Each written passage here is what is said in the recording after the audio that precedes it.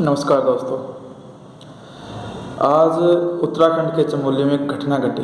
Glacier का टूटना, बाढ़ का आना और लाखों लोगों का प्रभावित होना, और कई सौ घर उस ग्लेशियर की बाढ़ में बह गए, जिसका मुझे गहरा दुख हुआ है। और मेरी संवेदनाएं उन परिवारों के साथ हैं जो इस दुर्घटना के शिकार हुए हैं या जिनके घर बह गए हैं। अब हमें ये जानना है कि आखिर ग्लेशियर टूटता क्यों है और ग्लेशियर के टूटने की वजह क्या हो सकती है। आमतौर पे ग्लेशियर दो प्रकार के होते हैं, एक अल्पाइन, दूसरे आइस शीट्स। अल्पाइन ग्लेशियर वो होते हैं जो पहाड़ों के ऊपर होते हैं। वैसे तो धीरे धीरे पिघलते हैं ग्लेशियर, लेकिन ग्लोबल वार्मिंग की वजह से जो बर्फ़ है वो तेज़ी से बहने लगती है, जिसकी वजह से जो उसके किनारे होते हैं ग्लेशियर के, उन पे टेंशन बढ़ जाती है और उसकी फोर्स की वजह से ही वो टूटते हैं। और उसके बाद जो दूसरी घटना होती है वो ये है कि कई बार ब्लॉकेज जो होती है पानी का निकलने की, ब्लॉकेज ड्रेनेज जो है वो ब्लॉक हो जाती है और पानी जो है वो अपने बहने का रास्ता तलाश लेता है ग्लेशियर के बीच से। वैसे तो ग्लेशियर धीरे धीरे ही पिघलता है, लेकिन जैसे ही पानी ग्लेशियर के बीच से निकल करके बहना स्टार्ट करता है तो बर्फ़ का पिघलना काफ़ी तेज़ हो जाता है। और कभी कभी तो ऐसा होता है कि जब पानी तेज़ी से बहता है तो उसके साथ बर्फ़ के टुकड़े भी बहने लगते हैं, और जैसे जैसे वो टुकड़े बर्फ़ के बहने लगते हैं पानी एकदम तेज़ी के साथ बहने लगता है, जिसकी वजह से बाढ़ आ जाती है। और आमतौर पे ये पहाड़ी इलाकों पे होता है।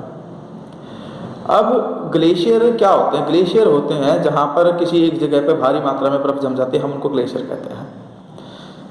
अब इनके पिघलने का कारण है ग्लोबल वार्मिंग, और ग्लोबल वार्मिंग बढ़ती कैसे है? वो हमारे करतूतों की वजह से बढ़ती है, जिसकी तरफ हम बिल्कुल ध्यान नहीं देते।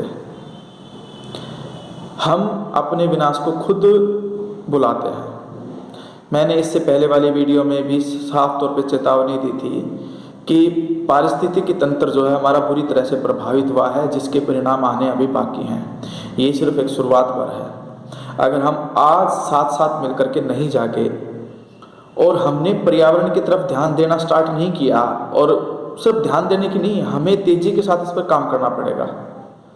और इसके लिए पॉलिटिशियन से लेकर के, स्टूडेंट से लेकर के, टीचर्स तक सबको साथ आना पड़ेगा। और जब तक सब लोग एक साथ मिलकर के इस बारे में नहीं सोचते हैं और अपने अपने लेवल पे वो काम नहीं करते हैं जो पर्यावरण के लिए सही है और हमारे लिए सही है, क्योंकि हम इस पर्यावरण में रहते हैं, पर्यावरण सही तो हम सही, अदरवाइज प्रकृति को मिनट लगेगी सब कुछ तबाह करने में।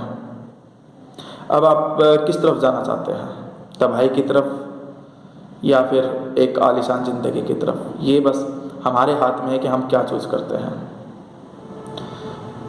हमें सोचना होगा हमारे पर्यावरण के बारे में, और सिर्फ सोचने पर से काम नहीं चलेगा। जो भी कुछ हम कर सकते हैं हम करेंगे।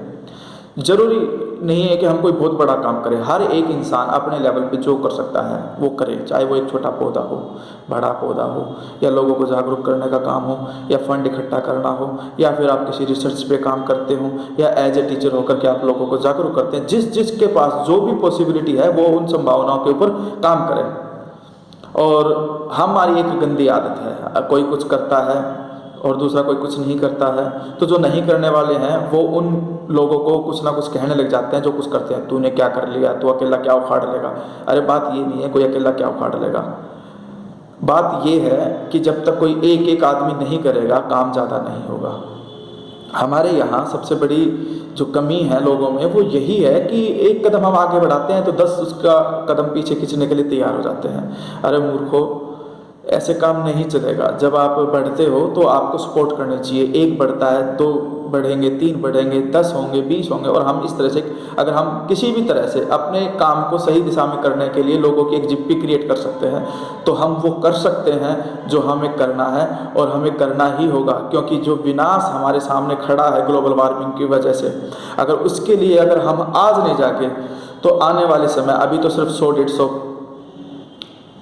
मकान थे, लेकिन प्रकृति जब अपने वाली पे आती है तो बहुत क्रूरता के साथ अपना बदला लेती है, और उसे हर हालत में अपना बैलेंस बनाना होता है, क्योंकि वो प्राकृतिक नियमों के हिसाब से चलती है।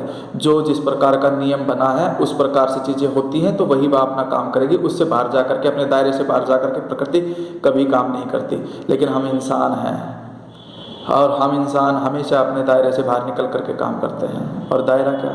हमारी ज़रूरतें नाम मात्र की हैं, लेकिन हमने अपनी ज़रूरतों को अपने दायरे से बाहर इतना बढ़ा दिया है, इतना बढ़ा दिया है कि हम भूल गए हैं कि हम इस धरती पे आए किस लिए थे और आज हम कर क्या रहे हैं। आप एक बार सोचना, जिस तरह से तबाही आई है, क्या ये सही है?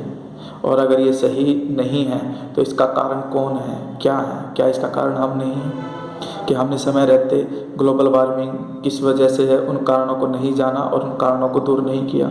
चलो, हमारे से जो पहली पीढ़ी थी वो इस चीज़ पे ध्यान नहीं दे रही थी, लेकिन इस पीढ़ी को ध्यान देना ही पड़ेगा। अदरवाइज़ हम अपनी आँखों के सामने उस भयानक मंजर को देखेंगे जो शायद बहुत बुरा और बहुत ही बेकार समय ला सकता है हमारे लिए। जिन चीज़ों के लिए हमने अपनी सारी ज़िंदगी दांव पे लगाई है, हम मेहनत करते हैं, नौकरी लगते हैं, मकान बनाते हैं, शादी करते हैं, बच्चे होते हैं, उन सब के लिए बहुत कुछ करते हैं, और फिर पता चलता है कि प्रकृति ने अपनी एक करवट ली, हल्का सा उसने कुछ इशारा किया और 1 मिनट के अंदर सब कुछ बह गया।